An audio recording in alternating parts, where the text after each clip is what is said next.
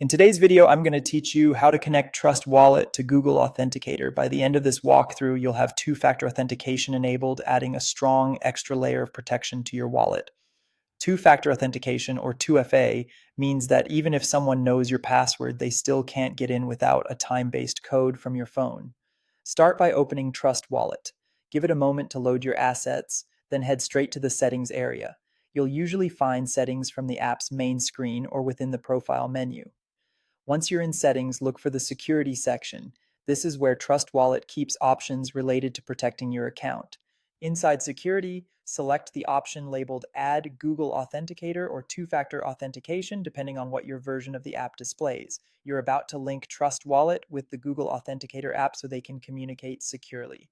Now switch over to the Google Authenticator app on your phone. On the main screen, tap the plus icon and choose Scan a QR code. If it asks for camera permission, allow it. This is necessary to read the QR code from Trust Wallet. Point your camera at the QR code displayed in Trust Wallet.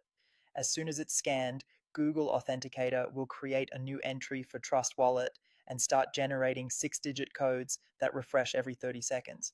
If scanning isn't available for any reason and you see a setup key in Trust Wallet, you can enter that manually in Authenticator. Treat that key like a password and keep it private.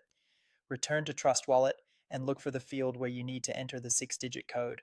Type in the current code shown in Google Authenticator and confirm. If the code changes while you're typing, just use the next one.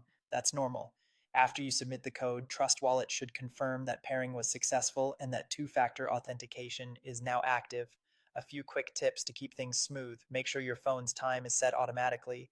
2FA codes rely on accurate time, and incorrect time settings can cause verification to fail. Never share your 6-digit codes, QR codes, setup keys, or recovery phrases with anyone.